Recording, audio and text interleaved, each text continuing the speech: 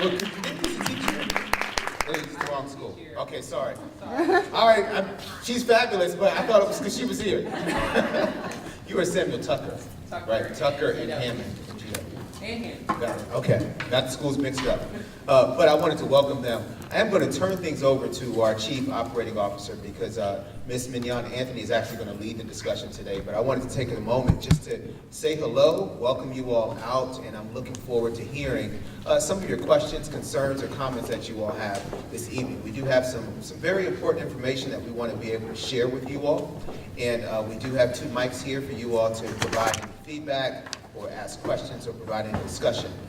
So we're going to go ahead and get started. And at this time, I'd like to introduce Ms. Mignon Anthony, our Chief Operating Officer. Thank you, Dr. Hutchins. Good evening, everyone, and thank you all for coming out this evening.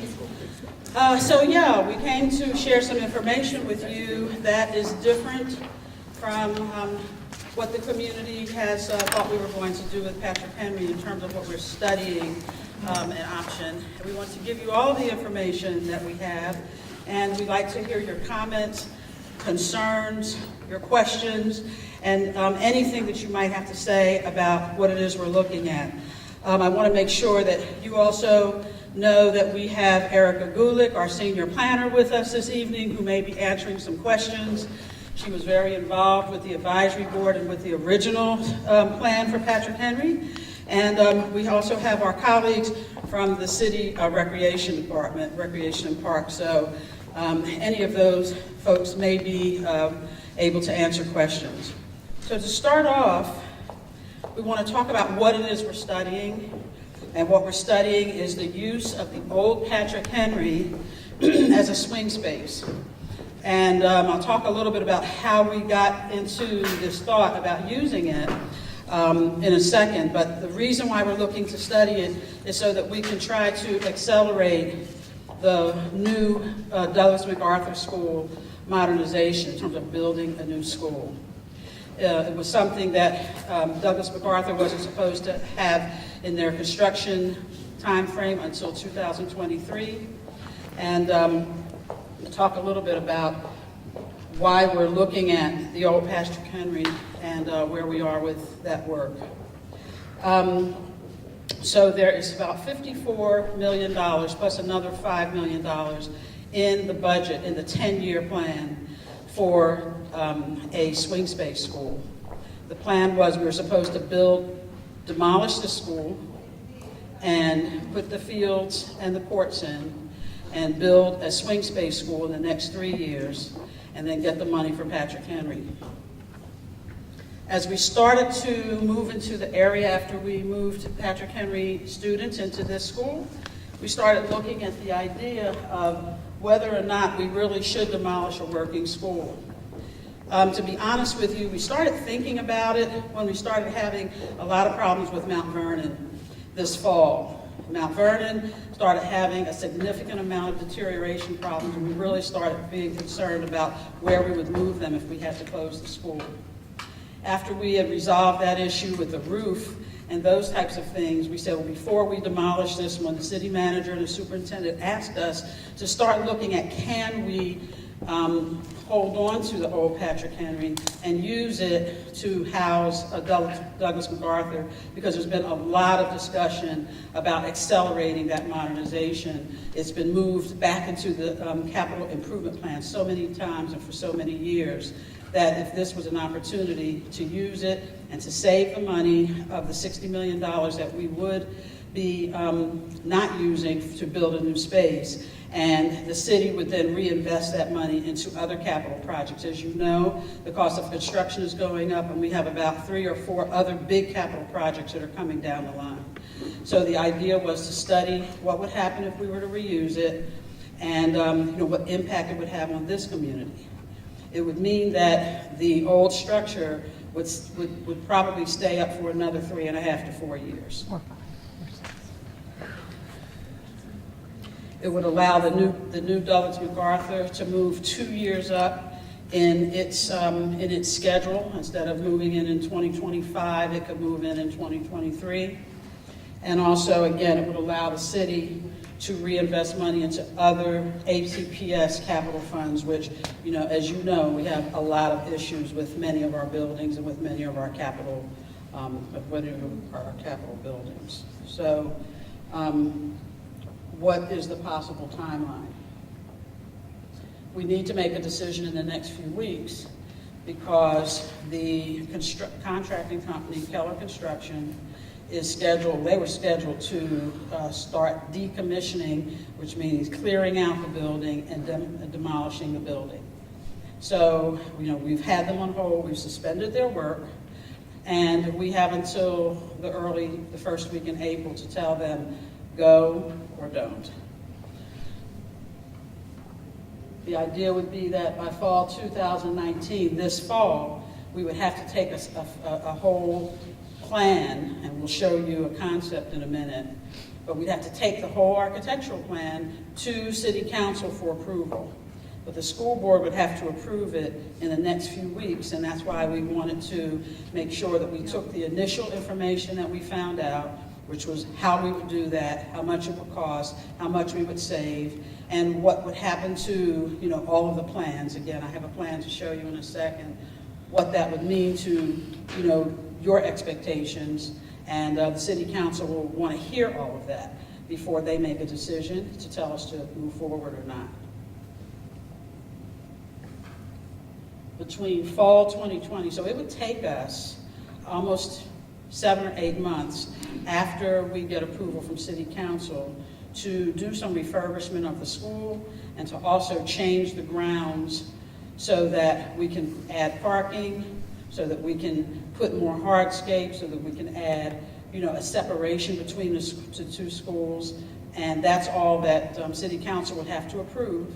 It would take us that long to finish that. We'd have to do some refurbishing of the school. We'd have to paint, we'd have to put in new lightings and probably some sprinkler system in order to house the students from Douglas MacArthur. And then in September 2023, we would, the new Patrick Henry, what we were originally planning to do with Patrick Henry would be completed by that time. So that would be the impact of changing the schedule. How would this work? We know that safety was one of the main concerns about Taney Avenue, about Latham Street, about the children crossing out by Polk. We know that safety was one of the, and is one of the main things that we would have to look at should we, move forward in doing this. We know the traffic. How would that work? We would have to do 2 different times for the schools. We're going to have 2 different schools on the same site. We'd have to have this Patrick Henry starting and ending at one set of times, and Douglas MacArthur would have to have a staggered time so that we wouldn't have all the buses coming in here at the same time and all of the traffic associated with that. Playgrounds, you'll see the plan in a minute that shows what we plan to do to make sure that we're not only compliant with the playgrounds, but the ones that have been built for this school will be there, but we'll maintain the playgrounds that are over there for the old Patrick Henry. And then recess and after-school programs would probably be pretty much as they are. One of the things that we would do, and I'll go through this plan with you, would be to demolish the gym and make the auditorium, fill in the auditorium and create a multi-purpose space in the auditorium of the old Patrick Henry so it could be used as an assembly space like this or as a play space. So this is the draft concept that we've been studying.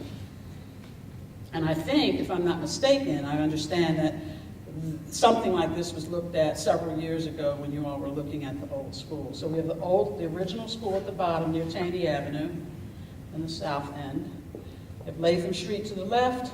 Jordan Street, of course, is to the right on this diagram. The new school, the long, narrow building in the back. Have the bus drop-off at the bottom on Taney Avenue, right where the circle is now. Separated. The new bus drop-off, you all know where that is, right back here, which is at the top of the diagram. And where the parking area is This is a concept, so it's not exactly, but we know we would have to put actual streetscaping so that there would be a loop around the old school so that there could be clear flow of traffic. The playground would have to be upgraded, but the play area that's there, would be there. We would upgrade it a little bit for the Douglas MacArthur folks. And we know that there's going to have to be some walk paths and some things that'll have to be really, tightened up around the actual design, but this is just a concept. So again, we haven't gone farther than that because we just wanted to start to see what it would cost if we were to take this approach and what would be the options. So we'd like to start hearing your questions. We absolutely need your comments for those people who can share with us what they're thinking about this today. Again, I know that it's a sudden type of set of information. And those who can't share or don't want to share today can definitely go onto, we have a survey and a website that is posted here. And will be posted on our site tonight. Okay. So, Could you go back? Questions? Could you go back to the map? Yep. Before we, as people get ready for questions, I just have to make sure that I can't come into somebody's house and not say their name. The Queen of Patrick Henry, Miss Ingrid Bynum, who is the principal here. And then we also have members from the city in attendance this evening as well.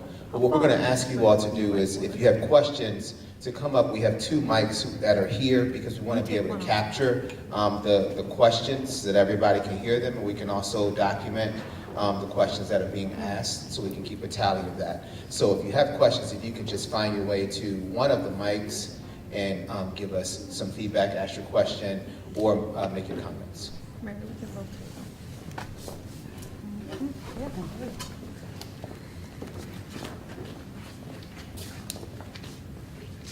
So I want to first thank all the parents who came out tonight. The parents that you see in the room are some of the more active that we have in our community. Some of them are the ones that lobbied for the school design and probably worked with you previously. So there are a lot of strong feelings about the design and its intent and its approach. I understand what is being done. I understand that the playgrounds are the same size as what was planned before. Is that correct? Yes. So there's no changes to the playground access? Correct. Number 1, on the socialization. This was introduced to us for the first time, and I would like the school board members to understand Wednesday. Wednesday is the first time that I heard about this. Now, had I been following every single construction meeting as closely as my MacArthur colleagues had, I would have known, but unfortunately I work full-time and I started a new job and that did not happen. I find that frustrating. The fact that a decision was needed to be made in April and it was socialized with us Wednesday is questionable on your intent in terms of socializing this at all. Once we hit April and it doesn't come down, we are off timeline. Now I want to make clear to the board, some members are new, this timeline was promised to us repeatedly, and promise may be a hard thing. Planned, agreed, socialized, over and over, it slipped, it slipped, it slipped. Now what does this mean for the school? I think most of you know that the school has had an incredible turnaround in the last 5 years. Some people have said, what is the magic that Ms. Bynum does? How is that possible? It's possible through hard work, but there's 4 things that she's provided for our kids. Number 1, she's addressed basic needs, food, clothing, etc. Number 2, she has provided stability to families who have very little stability at times. I think you know our demographics, and I think you know that that's the case. Number 3, she has drilled our students academically. You need to understand, we don't have parties. We don't have room parents. We don't have after-school activities except for rec and companion. A lot of these kids have nothing outside of school, and now you've added a middle school without these activities. And it's difficult to keep kids interested in learning on track as they get older. So when you talk about you're just taking away a field, you need to understand that we have been planning and programming that field to provide extra activities for these kids. And you're introducing a level of unpredictability into our planning that means I cannot build programs for out years. I cannot work with my principal the way I'd like. Now, I know she's a team player. And I know MacArthur has incredible problems, and I know that it's unacceptable that maintenance was not done on our buildings as planned, but I also know that you've built a school here that meets a need, that was programmed to meet a need, and now you're interrupting. I do not believe 3 or 4 years. I'm sorry, and I hate to be that way, but I don't believe that. And I don't believe that once this building's in place that it'll be for one school, no matter how many reassurances we get, because the reassurances that we've gotten previously have been, it's just hard to make promises like that when you have a structure in place. And then the other thing, which I think everyone knows, is no maintenance has been done on this old school. So the figures for refurbishment, I think, are questionable at best. Now, you can tell me, I'm sure you've done your work, but I mean, you can tell that I'm angry. I am angry. I am angry at the way this was rolled out. I am angry that no one called me. I am angry that we brought in top-tier folks for our rep center, and many of them were surprised while they're trying to make programming for next fall. I think this was utterly predictable. I think if it was being considered in the fall, it could have been socialized in a way that would not be shocking. I think this is more shocking. And I think that it will feel like a betrayal to our parents. So, those are gut reactions. They are very emotional. I want to open the floor to other people. But I think the lack of predictability this introduces for our kids now, and I also know, and you will hear tomorrow, that the neighbors are at the end of their rope on this construction project. And this has disrupted many of their lives. They're very frustrated, and I finally got them to be nice to me. And that will be over. So, thank you. Thanks for your comments. Hello, good evening. Mary, our PTA president, thank you so much. My name is Salita Coleman. I'm a first-year parent at Patrick Henry, and respect to not only our school board superintendent, thank you for being here, our principal. I am just going to share some new eyes, but also that of a parent and someone who cares a lot about logistics and planning. This draft concept that we have is still a draft, and we're thinking about making a decision in the first week of April.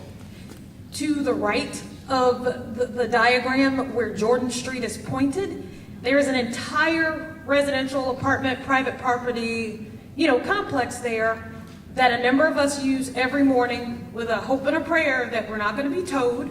My car's been hit twice in that parking lot because the parking area in the morning isn't accessible to cars.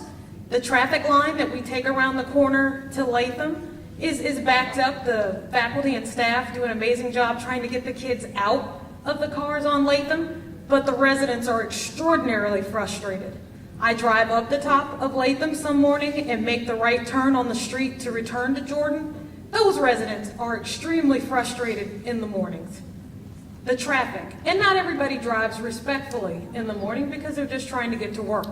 Whether that's parents or people trying to get out of their driveways for work, within 2 blocks of every direction, even starting down to Duke Street where I come down in the morning, a lot of cars are driving through the Harris Teeter Shopping Center, flying over the speed bumps. They get to the corner of Duke and Jordan.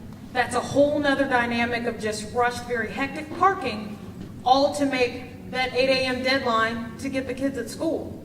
So logistically, even if there's an hour between the 2 times, parents are going to have to leave earlier from that school's zone to get here, and they're going to overlap. Logistically, traffic-wise, parking-wise, there's nothing you can diagram within the school's property that's going to facilitate even that need alone.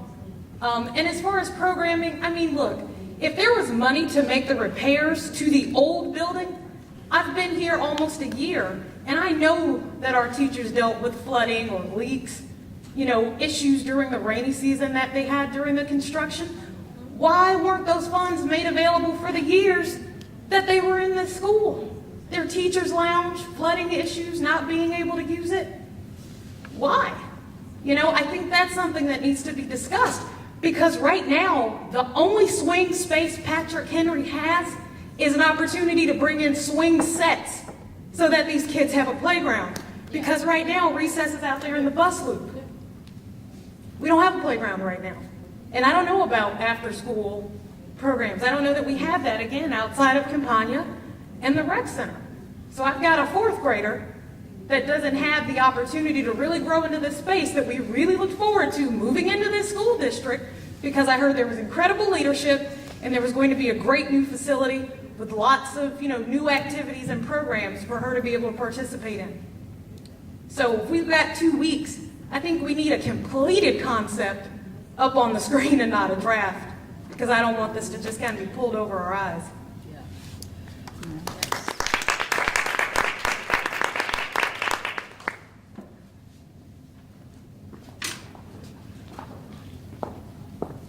Hi, my name is Maria LaFaria, and I'm a parent at Patrick Henry for the last 6 years almost.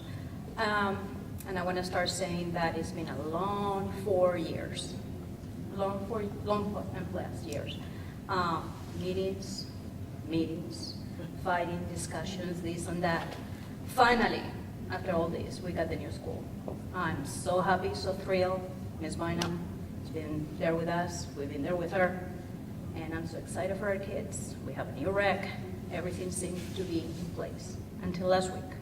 And we received a letter telling us that this is about to happen, and I'm like, really? Just like that? Where are options? Where is anything in plan for a plan B? I mean, it seems to me that with that letter, it was given to us that the decision has been made, that this is what you guys want to do, and okay, this is what we're showing you, this is what we are going to do. So I'm really frustrated, I'm disappointed, I'm hurt that we're going to be dealing with this for what? You're saying 4 more years almost, right?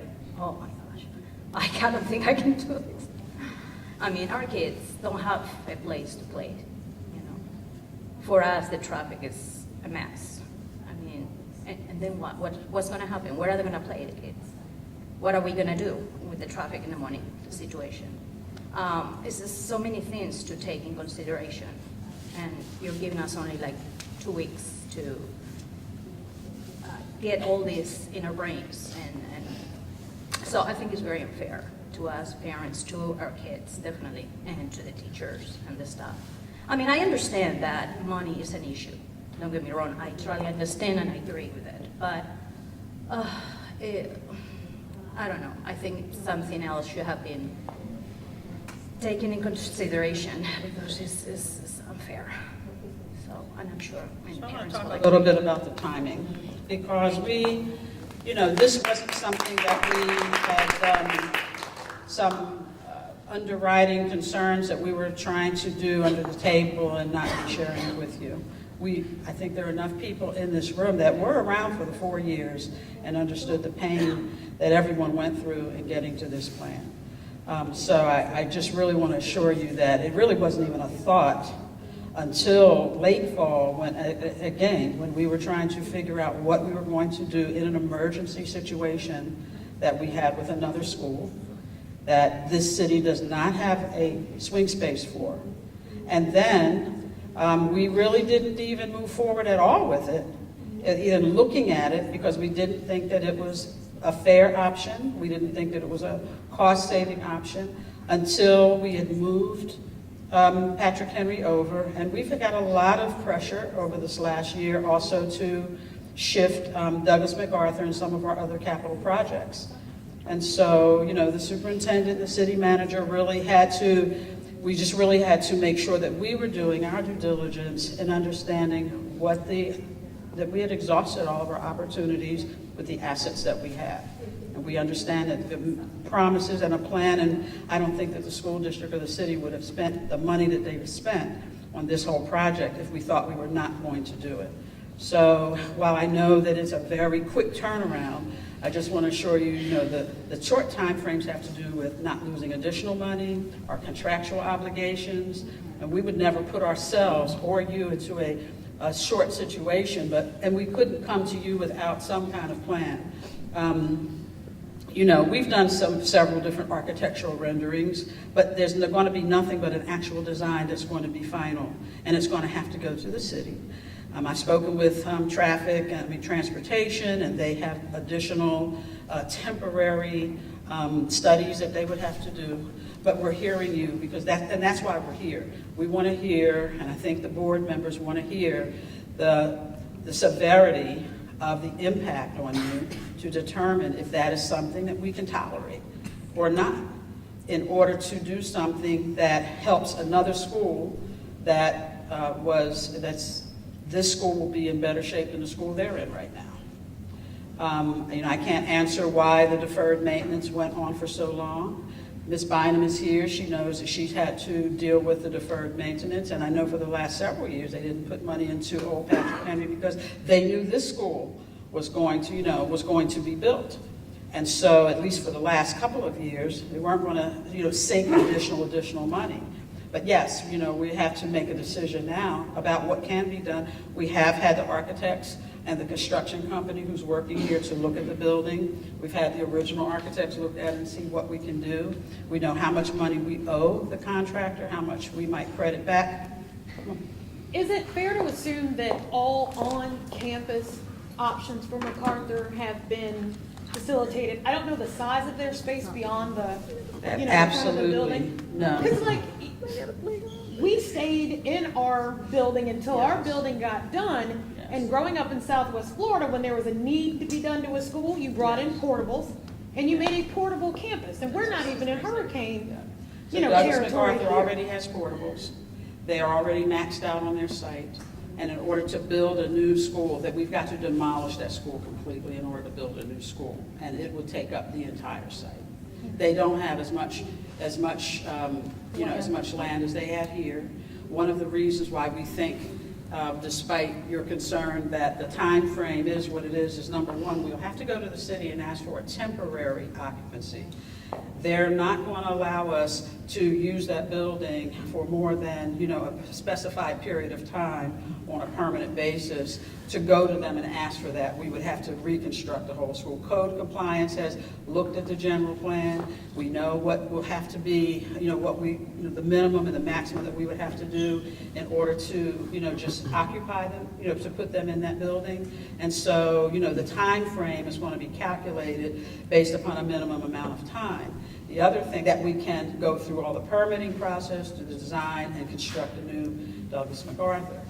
The other thing I think is important to note is that the staff does not think that the next two schools that are in the capital improvement plan are going to need swing space.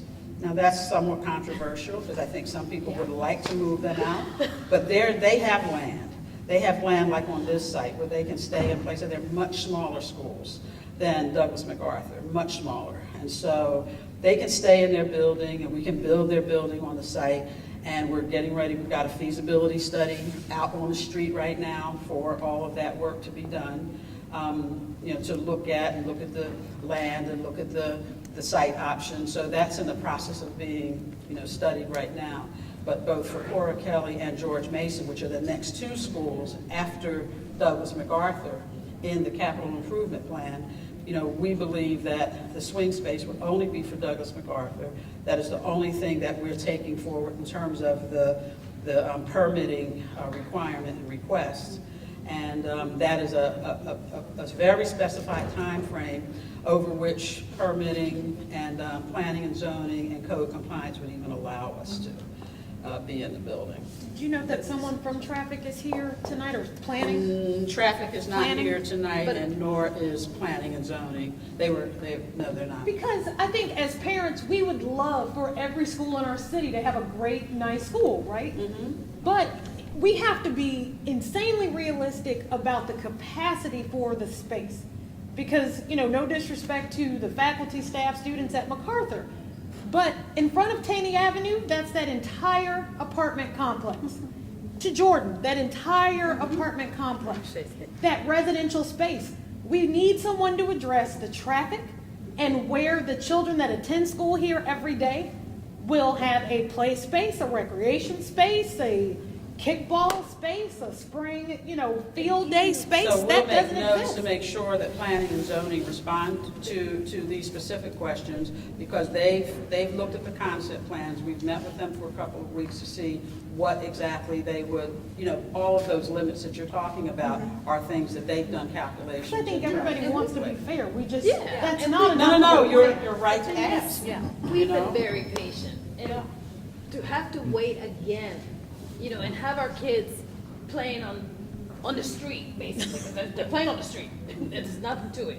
It's a driveway. Yeah, it's a driveway, exactly, it's a driveway. I mean, that's not feasible for the kids. I have a middle school, I've been here 7.5 years, been waiting for this. I mean, this was like, oh my God, godsend. I mean, I wanted to do cartwheels and I can't, but for us to have to deal with this and the amount of traffic, no matter if they come later, no matter if they, if we stagger, it's gonna be a nightmare. Even after school, coming, the buses, it's gonna be a nightmare. Bad enough, we don't even have a cop, well, we have one now, right, I think? But we don't Crossing have. guard. Crossing guard, and, our kids that walk, There's no carpool on they're that. gonna crisscross no matter if they stagger. No carpool after school. Yeah, yes. We cross And through the parking, apartment and complex. I'm not only thinking about our kids, Teachers. the nightmare for the teachers. That most of them have things like travel plans for, not all, most of them, but I would say enough of them that I know, have been very stressed out by the changes that have been made in schedule, et cetera, and the changes in expectations, or the lack of transparency in changes. I do not think that I think people knew well before this formal decision was made that there would not be a move at Christmas time. Say that again? You think As that you people knew? recall, the building was supposed to be moved over the Christmas break. Yeah. People planned for that, people planned their lives around that. People with dying parents planned their lives around that. Yeah. And then it was changed very short, after an incredibly rainy summer. And to my mind, I understand that you don't want to make an announcement until things are in place, but it is a level of stress that decreases planning. Our children are stressed out. Our children are stressed out. In part just because of a mid-year move where things are changing, but also because we keep changing what they're telling them. But I can understand that, but you have to give, I know that I'm going to be a little bit defensive because I am too. okay, and that's okay, because you have to live with it, so I understand. But, I think that the level of trust that you don't have I kind of hear that you're concerned that we're planning things without letting you know. Let me tell you something. ACPS has learned its lessons about not being transparent, and this superintendent and this chief operating officer, as soon as now we're not going to get out and tell you things that we can't back up. Right. And so we have to do a level of due diligence in order to at least give you information that we're not standing up here saying completely I don't know. But we changed the time frame to move over because between construction contracting and between the rainy summer and the delay that we got from the contractor and the amount of time it was going to take Ms. Bynum and the teachers to pack and to move, it has to be done in an organized fashion. So I'm just saying that to say, because this isn't really the topic. Right. That we are trying to get out in front of all of these questions and, decisions as soon as we can to give you information that we can. We would have loved to tell you this 3 weeks ago when we first started. We literally just started, we had to suspend the contract. Remember, there are a lot of administrative things that have to happen before we say we're going to study something. So we really did try to get to you as soon as we knew. And of course, we have to consult and we have to ask our board, do you even want to go through this? Do we think that it's viable enough, that it's concerning the rest of the district? And the questions, and when the city manager said we can use that $60 million to apply to other ACPS capital projects, see what it will cost to do it. We know that this is a burden on the community. Let's keep it under 3 years. There were a lot of things that they told us it has to be done. So we didn't keep it under 3 years. It's a little more than 3 years, but we said this is the information we have, and now it's time to come to the community and tell you what we found and get your, we're glad that you're upset. We want to hear everything that you have to say so we understand the worst of the impact that it has on you. because they have to take this seriously. Dr. Hutchings has to take it seriously. I mean, you all haven't even asked the principal yet. She has had to think about this for just the last 3 weeks and say, kind of, oh my God, what am I going to do to have to share a school campus with a whole nother school that's almost the size of mine? And she's talked with the other principal, and they've, started to try to think about what all of the possibilities to be able to answer your questions as you're asking, what is it that we could possibly do? How could we make this work? And what are the issues if it can't work? I mean, what if it can't work? Do you want to say some other stuff? Yeah. Okay, sure. My name is Megumi Kido. I'm one of the parents. Okay.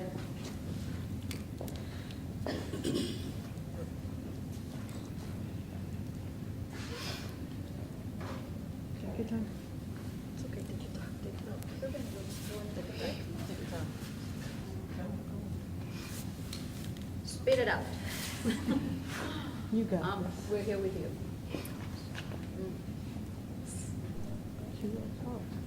So my kids tell me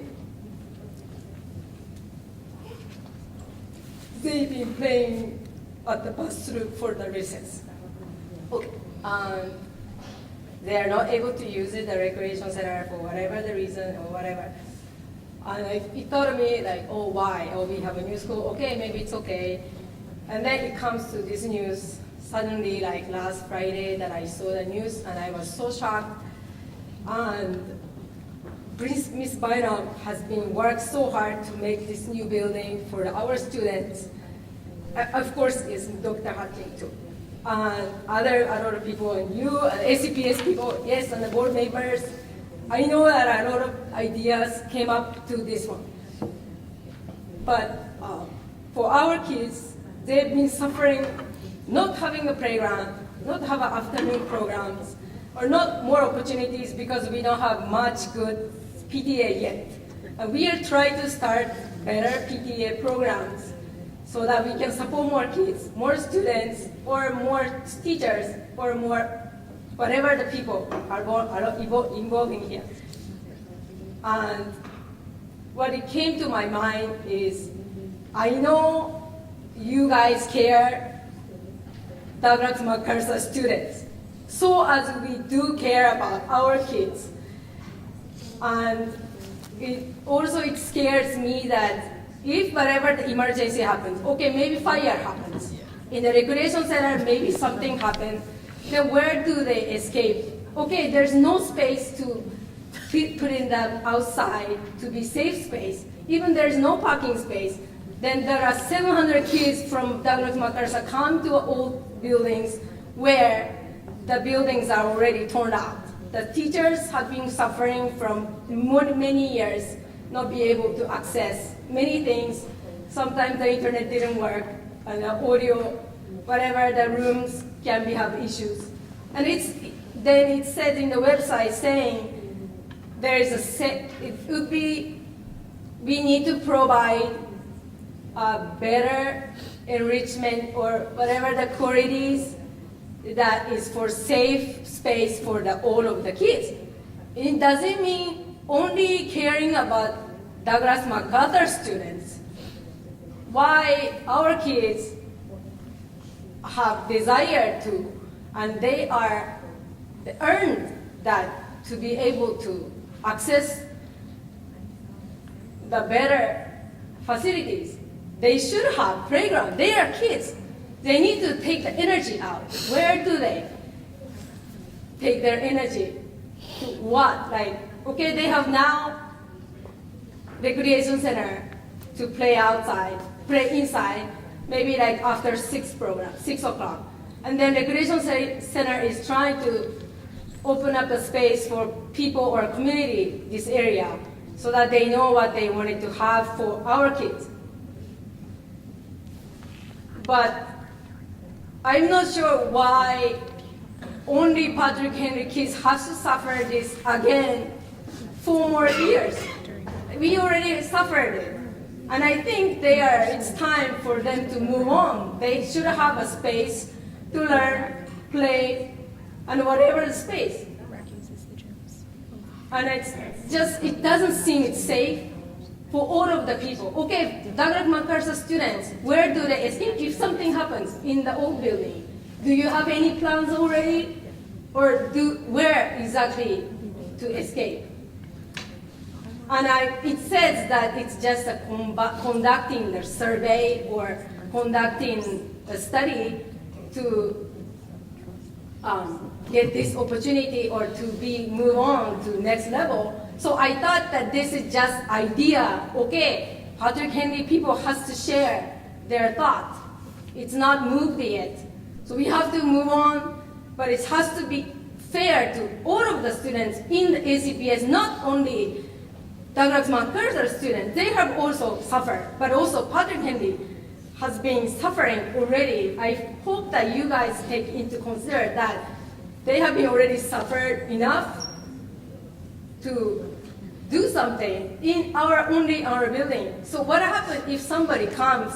Okay, there are so many people. Okay, if they're shooting, what is going to happen? Okay, in old building, what is happening if something happens? Seriously, I just want you to think in that sense for all of the safety, not only whatever the thing. I know that its budget is kicking you, and I know you seem like you need to suck it up. This idea, I just can't take it. This building was made for kids. And I got signatures to maybe prove it these buildings. And I know that the neighbors here are suffering too for the whatever parkings as well. And I've been thinking so much since this Friday. And I just so sad, but it's betrayed. Why ACPS is trying to do good. I know that too. And ACPS has to provide something good for the kids. So then why it's only Patrick Henry kids has to suffer? There is Title I schools, you know? So I don't know, people might not be able to make it tonight. So they have no idea what's going on, seriously. And how do you give that information? From now on, they have to have a right to know what's going on in this system. And I wanted to know exactly what's happening little by little from now, what you guys do. And I know I can speak good English, but I just wanted to make sure our kids have rights to study like other ACPS students. And I know, and the last year, redistricting happening. Okay, why if Douglas MacArthur has an issue, okay, it's coming up, then why didn't you do redistricting in order not to use Douglas MacArthur? It's already overcapacity of all of the city, all of the schools. I know you guys to open up Ferdinando schools. That's great. But then why didn't you take it into the account if you already have planned like this? If you could have done redistricting from those kids, move to other schools to take it into, and then the teachers would move it to other students. It's already overcapacity, as you know. All of our schools are Yes. either at capacity or. So then why didn't you do this, taking into the account if the Douglas MacArthur is already in old? I know that ACPS has a lot of old schools has to remodel. I already got it. But ACPS has to work on it, something else to be fair. Understand, thank you. Very, very much.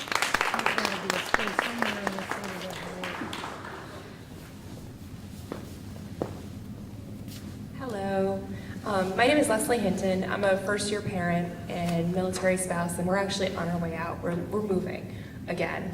So I don't really have a lot of skin in the game in terms of like my kids attending over the next 3 years because we won't be here. But I have gotten really involved in the community and really attached to the school and the parents and the kids here. I've been really active this year in the PTA. And I do have a number of concerns. Number one is I haven't seen anything about what we're going to do to make the middle schoolers really feel like a middle school in terms of providing intramural activities, intramural sports after school with the rec, and options for them to use playing fields. I don't see that on the plan. I'm really curious to know what the plans are for that because I think it's really vital, especially with the K-8 model. You want to provide that sense of growth to those kids. We don't want kids that are 6th, 7th, and 8th graders to feel like they're still in elementary school. They're middle schoolers. They're big kids now. And my kids are little, so it's, but I do have concerns about that. The other thing is, you built this beautiful rec center that's supposed to be a community space. How is the community going to actually utilize and access that space in the current plan? I don't see anything, and I know this is very preliminary, so I'm not trying to, but I don't see anything in the plan about how the community is going to utilize that space. And I think one of the things is we have a really interesting district set up here where most of the neighbors are attending Polk. Their kids go to Polk. They don't go to Patrick Henry. So there's definitely a lot of discord in how the neighbors perceive the construction and the impacts on them. And I think one of the benefits of Patrick Henry Rec Center was that they were actually going to have a rec center in their neighborhood that they could use. So you're potentially damaging that relationship more.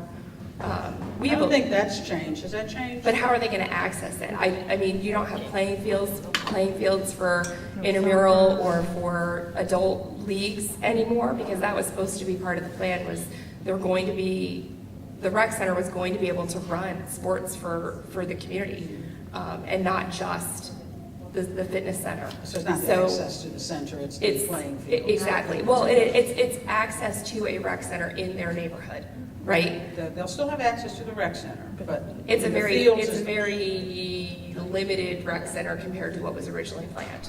I mean, outdoor space is pretty premium in the city. There's not that much of it. Right. So I do think it's a big concern. The other thing I question is $5 million for that Patrick Henry rehab seems really low to me. I'm a trade show planner. I plan citywide conventions, and I can spend $5 million in a day on stuff. I can total up a budget in 2 seconds. With my one citywide convention that has 10,000 attendees. And so just knowing what was experienced by the kids during the year in terms of flooding in the cafeteria, flooding in the teacher's lounge, leaking in the gym, the auditorium smells like mold and mildew and really terrible. I do have health and safety concerns for the MacArthur students.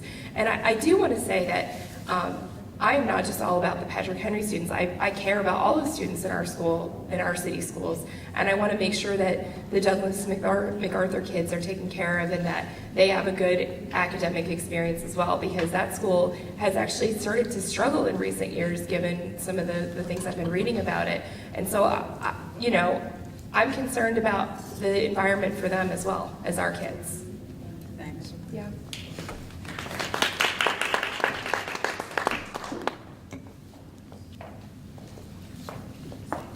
Good evening. My name is David Jupiter.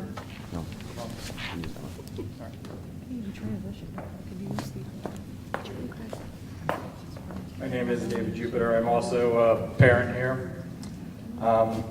Appreciate y'all coming out tonight. Special thanks to Principal Bynum. She's been great holding the school community together through this transition. As some of the parents have mentioned, it's not just the transition in the building. We also dealt with redistricting, and that was quite a process for parents involved. That once it got started, and then behind closed doors, a lot of lines were drawn, and then when reasonable arguments were made, felt like they were not heard or acted upon. No, it's too late in the process to make any changes. If only you had been involved earlier. It feels a little bit like that's what's happening here. Also, yeah, I've got some of the same concerns. You know, the logistics for coming in and out of the school, it's really tough in the mornings and the afternoons. The timing for Patrick Henry, you know, personally for my family, it works great. With the bus pickup, we don't need to do before care, adjusting, staggering the times for the schools. I don't know what that would do to us as parents. Playing fields for the community is a big concern. So when we talk about the $60 million, I heard $59 million that was planned for the relocation, but I didn't hear that discounted because that's over several years. Also, for what will take to go into Patrick Henry to bring it back up to a usable standard. And then second, what the city and the community are losing, you know, would they pay a few $1 million a year to have access to athletic fields and open space in the city? I mean, I know there's been a lot of discussions, you know, that have been planning on multi-million-dollar projects to get more space for the city. So, you know, we've got it here. So I think just saying having $60 million back into the budget is a little bit of a false promise. Also, the real quick. So we've got a great rec center program. You know, as a parent, I think that's one of the biggest changes to moving into the new school was the revamping of the rec center program. You know, we have the same great teachers here that we did there, with the same great principal, but the rec center program has really stepped up its game moving into the new program in the new space. And I assume that Douglas MacArthur kids are being so close to it are going to want access to it, and is that going to lead to capacity issues for that rec center program? And then another planning point, you know, as you mentioned, almost all the schools in the city are over capacity, so the city needs new schools. You know, I hope that it's not going to, the old Patrick Henry isn't going to turn into a new school for the system, but even if it's not, you know, we need to build new schools, so why not build new schools, and then you can move Douglas MacArthur in and redo their space. You know, then we would have some space. We could build a school with some swing space. You know, that's needed by the city. Maybe we can redo the capital budgets for the city, look at it, you know, more holistically as opposed to just this individual transaction. Okay, thanks.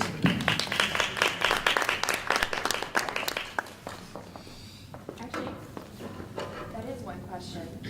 What's the plan for after school and before school care? Because that's a huge traffic impact on this neighborhood. Yeah, So right. for MacArthur, like where would those kids go? Yeah, they would use the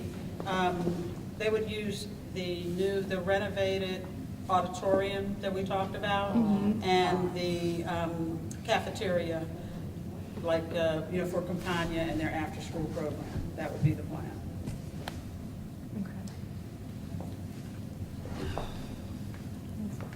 So I had one comment on that.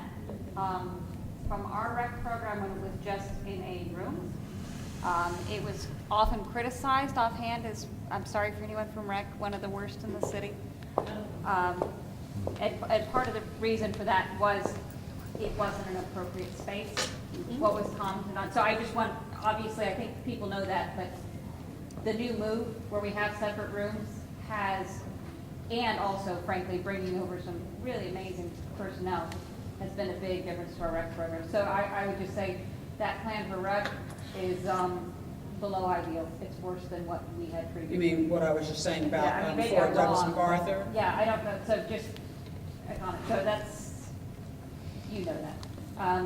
The other question I have here, I have two questions. To us, it seems like no decision by April is a decision, because as I understand it, the reason we pushed so hard for an April deadline was so that we can have this done for the new school year. So I think Is that a correct assumption or is that incorrect? So, that you're asking if the, If we were to kick the can on the road and continue debating this into April, so that the school did not come down, so that we could keep the option open while you develop this plan more, that's essentially a decision that we will not have this done by the fall, correct? oh, it would not be done by, it would be a couple of months after. You're talking about in terms of getting the old school down? Yeah, If we were to that's move, what- continue to move right. forward? No, it would be demolished before the fall. It's the Right. it's the landscaping So and the can you fields talk and the to that, things. like, so if we tear down in April, you would have fields and stuff in place probably by around October, is that accurate? Correct. And if we don't, it really probably won't be next year, or? No, we would try to, according to our schedules, we probably try to get it done in the fall. We have a contract and they have a particular amount of time that they have to do it in. So right now, if we had stayed on schedule and not suspended the contract, everything would have been finished, if I'm not mistaken, Jack, by August, September, correct? And so if, The initial completion date was August of this year. Right. The entire site will be ready for the start. right, so we're like a month and a half off, so we're talking about September, October. And then another question that's slightly off, but since we do have a new building, with granting transparency to maintenance. So this is part of where we are now is because maintenance just didn't do maintenance on its schedule. What procedures and practices have they put in place to fix that? Well, right now, we're just transferring and, we're getting the operations and maintenance, and we're getting all of the, new personnel in place. We do not have a building engineer, a full-time building engineer yet. We've been trying to recruit one since June, and so we're in the process of coming up with a plan for that immediately, actually. We probably will have somebody in the next couple of weeks. So the training for that is what's ongoing right now. Will there be a public maintenance schedule so that if things don't happen, people can actually know when it's supposed to happen? For example, painting, things that like you just need to do to keep the building in shape, roof replacement. Will that be a publicly available schedule?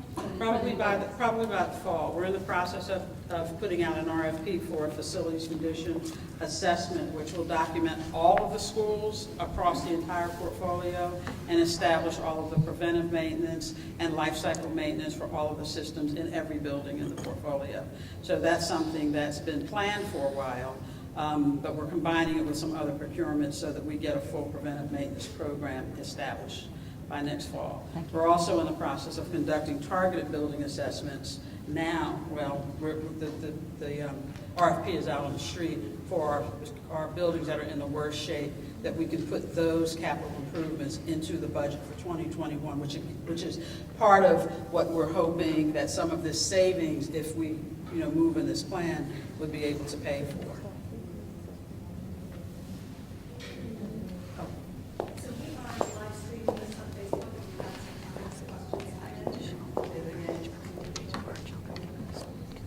We are live streaming this on Facebook. We have a couple dozen people watching, and we've had some comments and questions come in.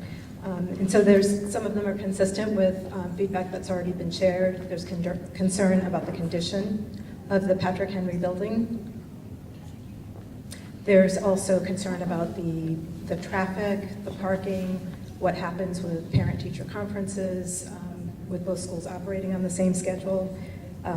There is a question about the Landmark Mall. Several people wanted to know if that's been considered as a swing space.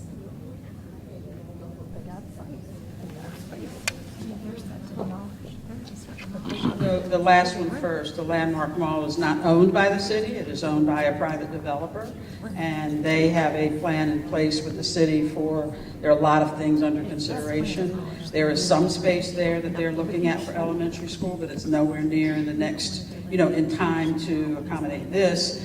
But Landmark Mall is on our radar like everything, like all the other development projects in the city, and we've been engaged with the developers and everybody with regard to that. It was not specifically looked at for this specific use because there are other plans that they're in negotiation with the city. So that's the answer to that question. What were the other ones, Carolyn? There was one about parent-teacher conferences and how that works with traffic.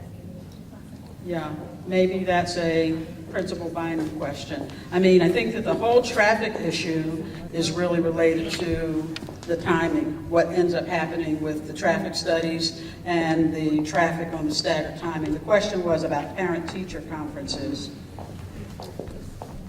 Good evening, everyone. Thank you so much for coming. So the one thing that comes immediately to my mind is we actually, even though we're a K through 8 school, we follow the elementary school conferences schedule.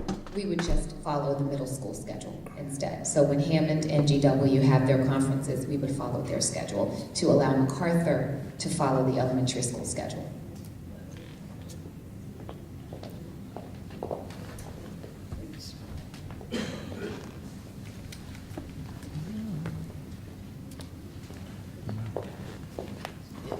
That was working.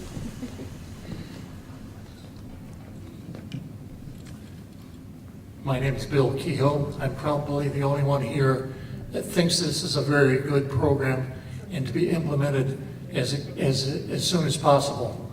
The reason being, I think overall, in the long term, if we look at it, the community is going to benefit, the school children are going to benefit, and we all will benefit. Notwithstanding the traffic and noise and everything else that everybody's bringing up, that's something that can be done and addressed, and hopefully by the school board and by the city council to make amends. We have police, we have other people that will help with the traffic, and it's just... No, we don't. No, we don't. Not here, unfortunately. That's something that can be done. The city manager can make that happen. Hasn't happened yet. I've been here many years. We've been dealing with this for years, years. Well- And nothing has changed. Even with the new school, we still having the same struggle. All right. So just imagine 2 schools. Even if they stagger, it's gonna be a lot of traffic and it's a mess and kids that walk. We gotta take all that into consideration. Absolutely. And that's the reason for the plan. I can't, no. Yeah, that's Thank not you. a good look. I'm sorry, I know people want to go home at this point. Appreciate your bravery on that point, and I think there will be people that feel that way. I would just say on the issue of support, we would love better cooperation with the police department. We still do not have the crossing guards the city needs. Recruitment for these positions is challenging. So on that point, were that to happen, we would be delighted. We would also be delighted with an improved relationship with REC. I think that the REC program is a key player here. You've heard us talk a lot about enrichment and after-school activities. And regardless of how this goes forward, we need more investment, more thought across the city about how we do those activities. It is wonderful that we've been able to bring academics up, but we've got to keep these kids interested and engaged, and it's a hard project as they get older. So, you know, REC is not a second player. They're not related to school. As a service recipient, it needs to be there are a lot of seams. So thank you. Thank you. So I have one. I want to add to something as while it's on my mind, and that is that as you do make your comments and as you give us your comments back, we would like to know, even though I know you don't want this to happen, what would the city have to do? What would we have to do in order to, you know, give something to the community if we had to make this work? I think that it's a must-have question that we need to ask, like these, you know, concerns that you had about the police and the traffic and those types of things. You know, every development has to give something to the community. So if, you know, if this goes in a direction, the board's going to want to know what would have to happen. What would city council have to do? So I have 2 things. I was the chair of the Transportation Committee for the PTA this year, and thanks, Mary. And getting bus service to the schools, because buses were essentially, it's an interesting and long story, but most of us know some of the neighborhoods that had long-standing bus service lost bus service this year, and other neighborhoods picked it up. Bus service, I think, is integral to this plan, and I think you cannot have any discussion without them here, and so I'm kind of shocked that Mr. Stone isn't here, because I personally have concerns about what would happen with that, and if they're going to allow neighborhoods like Strawberry Hills to keep their bus service in order to facilitate some of the traffic. And then the other thing was just the crossing guard situation. I still don't have a good answer from the city about those studies and why they think that we can rely upon children to make the rational decision, that are young children to make rational decisions to wait to get to the crossing guard when there's multiple opportunities for them to cross before they get there. And so that's just one other thing, just because that was my work this year. Thank you. So, yeah, we do rely also on the city, on the city for, on the APD, on their evaluation of the crossing guards. Right now, there's 7 crossing guards down. We have 7 school communities that we don't have crossing guards at because it's not the job that it used to be, and we're working very hard with them to try to come up with other programs for people who might want crossing guards. Mr. Stone works for me, so we hear you.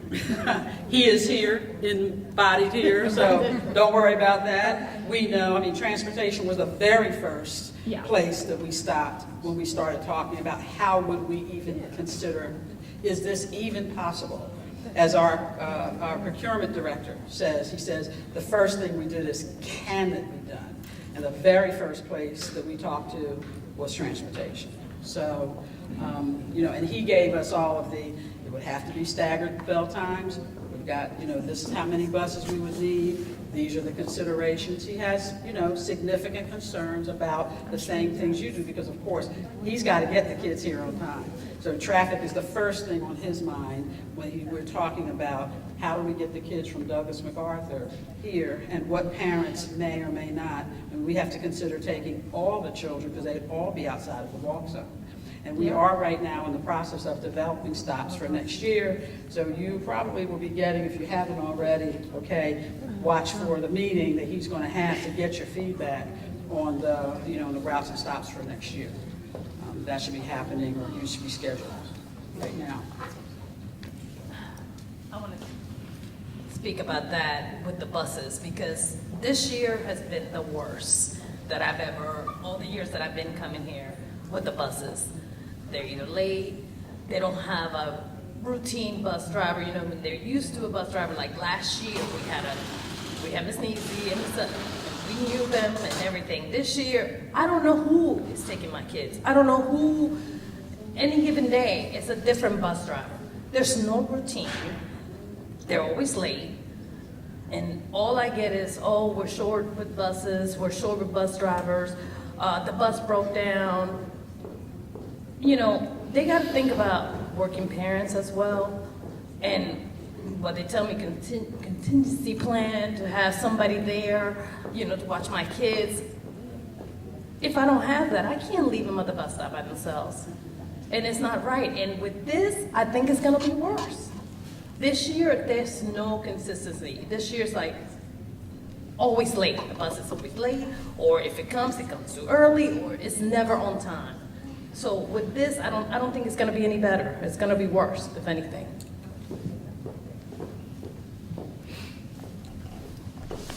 So we're taking everybody's comments and they will be posted. Anyone else like to speak, please? Hard deadlines for the board's decision. Is that the first week of April? There will be a yay or nay one way or the other?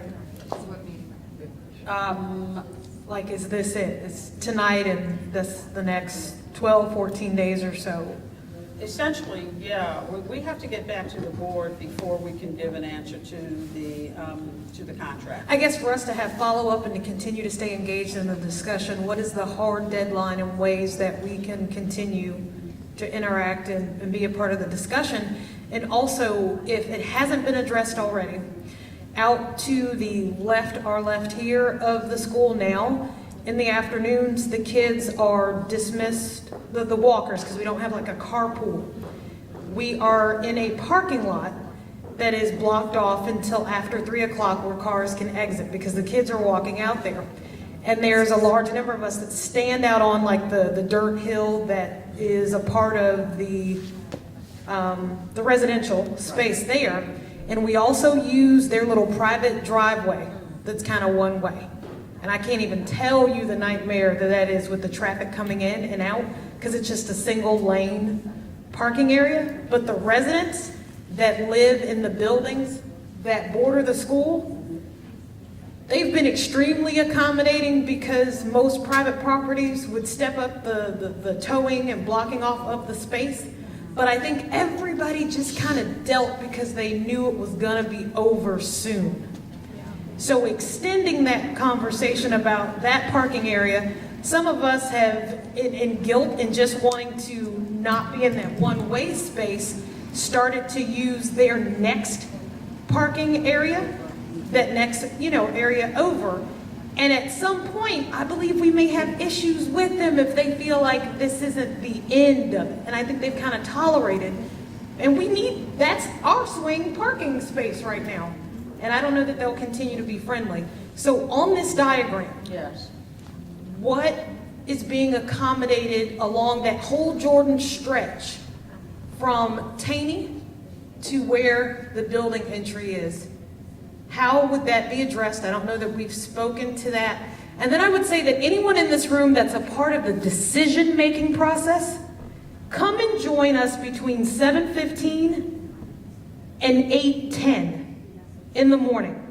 And then come back and join us again at 2:40 to 3:10 or 3:15 and experience standing in that space trying to find your child as a walker, or if you're someone that's picking up your child, as I am, stand in that space. Do it twice, all of you together in the morning on one side, and then all of you together again in the afternoon on the other side, but experience the entire perimeter of the neighborhood before you make this decision. I implore you to do that, because the real estate is what it is, and you can only plan within it. So unless you can make Taney a double lane, Jordan 2 to 4 lanes, even Duke, and this traffic continues down to Van Dorn, please have that experience. And I'm assuming, are there any Patrick Henry parents in that planning process and decision makers? Does anyone on that group or board have a child in this school and bring them here or pick them up? I don't know that answer. I don't think so. No. That says a lot.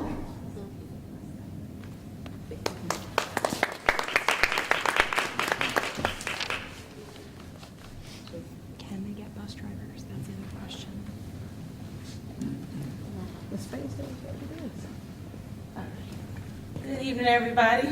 My name's Tamisha Cornicher, and I took in a lot of the information, and I sat back there and said, should I say something or should I not? I'm gonna say something. So, my baby girl, she's 6, and she has a lot of energy. And my 9-year-old, he has energy as well. And yes, drop-off is a big headache, it is, and everybody has said it, so I'm not gonna speak on that too much. My concern is the playground. So I see a space that they're kind of building a playground, not up there per se, but when I come in the afternoon, and I don't think that's big enough for the amount of kids that we have in the school.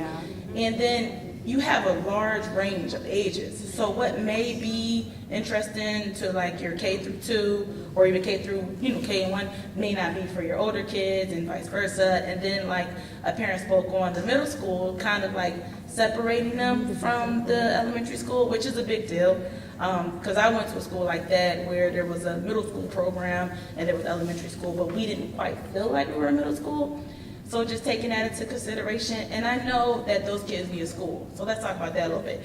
So the old Patrick Henry, I thank God for the new school because, we had a ceiling falling down, you had plumbing problems, AC problems, which was a really big deal because there were days my little girl and my son would come home and they were drained from the heat. And I'm not being insensitive and saying, no, they can't come over here.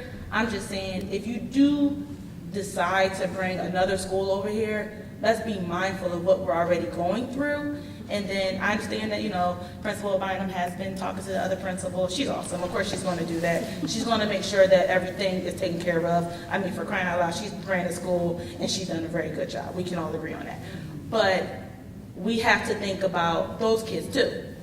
So you're taking them from a school that should be condemned, and you're bringing them to another school that could have been condemned, and you're revamping it to suit them for 4 years. I don't think that's possible, because that school went through a lot of issues. Or you wouldn't have built this school if it wasn't a lot of issues, you know what I'm saying? And so that needs to be considered. Yes, our babies, we care about our babies, but we care about all the kids. So think about those kids, and then having to be bused from their neighborhood over here to this new school, and then you talk about staggering times, so now we're taking them off of their schedule. That's another thing to take into consideration is, okay, we're adults, we all know we don't want this to happen, but what about the children? What will suit the children and their needs, not just so much as a surrounding, but emotionally as well, because they're growing, you know what I'm saying? And you have to think about that, the mental and the emotional, when it comes to children. So mom, we going to a new school, yay, and then you walk in, you're like, well, pooh, what is this? We just came to a school that was kind of, put some duct tape on it, and let's go here for 4 years, and then we get moved back to our school. So, I mean, if they come, of course, we're welcoming, but let's be mindful of everybody else that's involved in the situation, not just from overhead, because like the parent said, come see what we go through, and then you'll probably be like, oh, we might have to reconsider this, because it is a lot of traffic in the mornings, it is a lot of traffic in the afternoons, the school buses do have to go through a lot, and then there's a high school bus that comes in that plays a part in that as well. That's 7:15 to 8 o'clock. That time goes like this, and everybody's rushing and trying to get where they gotta go, and then the safety of the walkers and all of that. I'm not saying that you may not come up with a better idea. I'm just saying that maybe they might have to go back and reconsider what they're thinking of as of right now. Only thing I'll say is, I'm hearing everything you're saying, and absolutely, I'm listening, because I have to think of all those things. Right. I have to be responsible if anything happens to anybody, and I guarantee you that the Douglas MacArthur's parents are asking and have the same question, because of course, we're interfacing with them as well.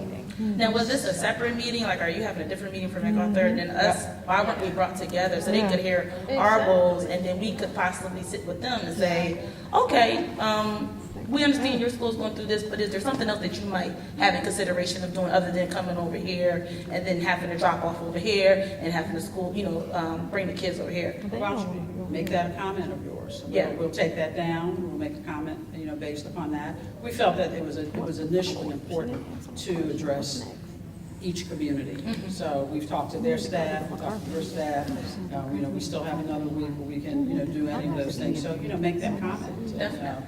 All right, that's my comment. So maybe we could bring all the parents together so we can all sit. I mean, I know it's a big decision for y'all, and y'all have a lot of work ahead of you, but then maybe the parents, we should come together as one so we can kind of figure out what we can, put our input, because I heard you say, well, what could we do to possibly move towards this happening?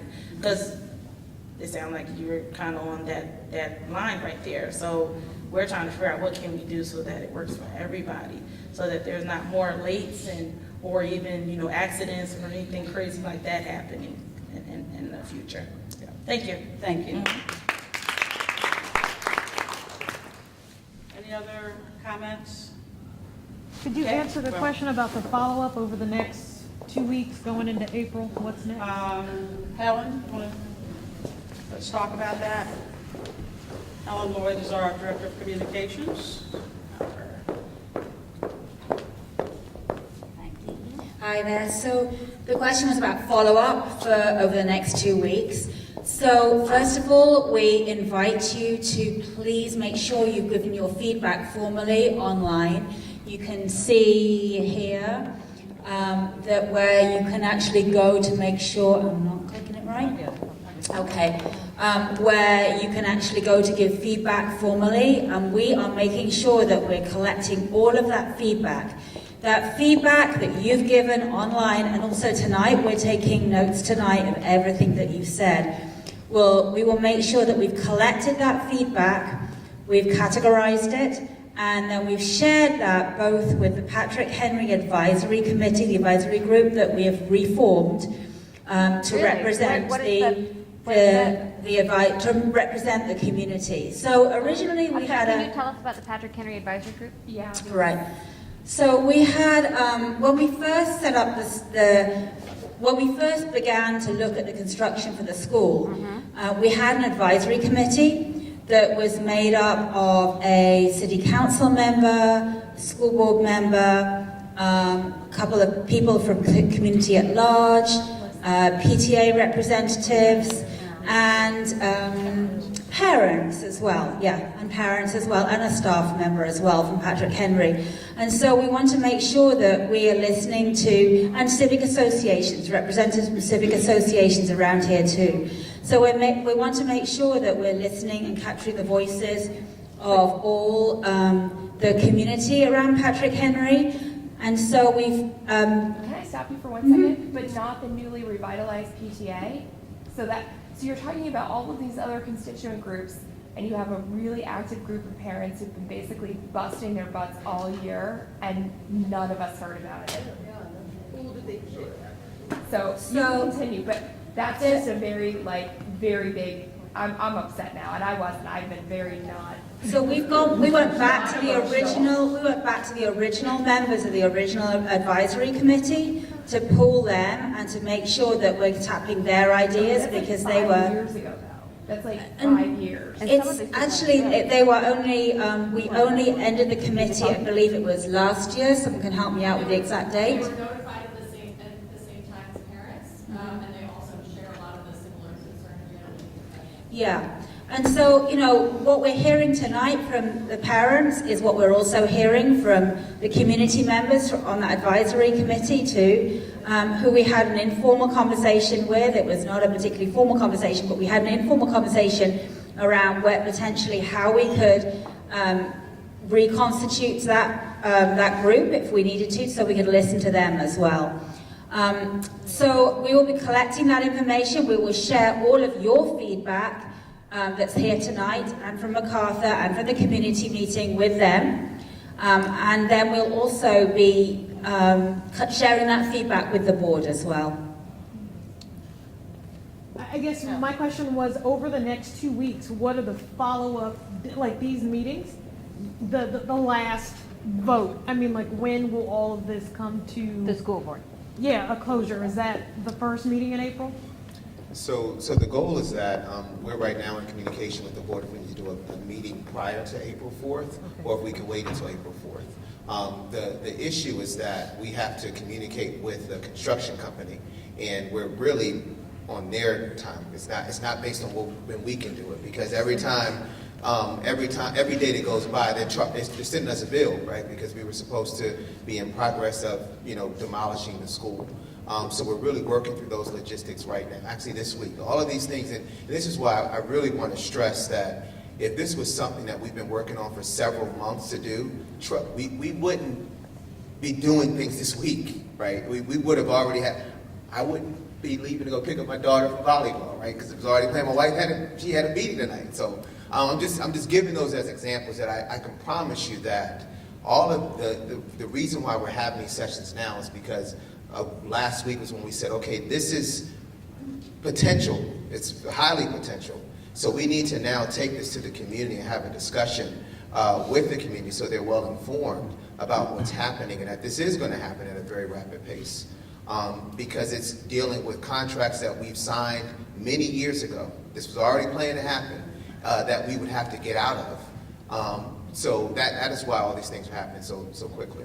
But I do want to end by telling everybody, first and foremost, we hear you, right? And I think it is important for us to come out and hear the community. Today was really about sharing information and also receiving information. And you made a very good point in regards to having the new Patrick Henry PTA members a part of the advisory committee. And we will make sure that happens as soon as possible. So I want to apologize on our behalf for not doing that. We did reinstate the previous Patrick Henry Advisory Committee without considering that. But thank you for bringing it to our attention. But we've only had one session, and our session was last night. So they haven't had a whole lot of time to meet with us, and they haven't been privy to any information prior to yesterday's meeting that we had. And it was really going over this presentation and getting feedback from them of what we needed to include and add to the presentation for the community sessions. I also want to stress that tomorrow we are having our community meeting, and the community meeting is open to Douglas MacArthur, to Patrick Henry, to anyone in the city of Alexandria, because this could have an impact. Some people are just curious to know what's going on with tax dollars. Because at the end of the day, all of this is evolving around tax dollars of our city, right? And people are interested in how we're spending those dollars and if we're being fiscally responsible. And that's why this was even put into consideration, for us. Doesn't mean that it's a done deal as of today, but it is highly potential, right? And once we get our feasibility report in the next week or so, we're going to have to then act on those results sooner than later so that we're not continuing to be billed while we're trying to work through logistics. Another thing is that with the timeline, I know Ms. Anthony went over this, the expectation is not that Douglas MacArthur would move into the Old Patrick Henry this fall, which will allow us time to make sure that transportation and safety of our kids is a top priority and that we have a structure that's put in place to allow both schools to be in existence without some of the concerns that we've stressed. Playground is another concern that we're hearing too. All of these concerns are important for us to hear so we know what's our priority list. Our priorities might be different than what the community's priorities are, but we have some wiggle room at this time to adjust some of those priorities, and that's why we're reaching out to you all to hear what the concerns are and what your initial reactions are to this. So I just wanted to thank you all, one, for coming this evening, for being so transparent with us and open and honest around your feelings and your reactions, to this decision. We will keep you informed with what we're doing. We will also, as we stated before, we'll be meeting with our Patrick Henry Advisory Committee as well. And I think it would be good for us to have a follow-up meeting here with the staff after we get some major results so that we can share, yes, it is feasible. It's 100% feasible that we can do it or whatever. We need to have that session. And we're going to have to go back and talk to our group around what day is going to be best for that. It's probably going to have to be next week or early the following week. But I think that it's reasonable for us to just come back and share some of our final results and findings from both the Douglas MacArthur community as well as the Patrick Henry community and then the community at large. So we can do that and we will set that up. I think that maybe that's something we do jointly so we can have everybody at one time can hear all the information, but we'll talk about those logistics and try to get that out to everybody sooner than later. Will you promise to socialize, will you promise to give a little bit more notice to the community? Like, I think that the turnout tonight is not reflective of the care of our families. Yes. I think it's reflective of the short notice. Yes. Just wanted to make that clear. Yeah. And I think that it's fair. I think Yeah. we're pretty adamant. I know. That's right. I know all of you, right? But I think that what we will be able to do is to go back tomorrow and talk about what that time frame would be. Okay. So that we can communicate that out of a final kind of community meeting to share out what the findings were from all this information. It is also still going to be posted as planned because we wanted that information posted so that it's available to anybody who wants to know what's going on with Patrick Henry. So I just wanted to thank you all for coming this evening. We will make sure that information gets out to the community in a timely manner so that we can have a final session and enjoy the rest of your evening. All right.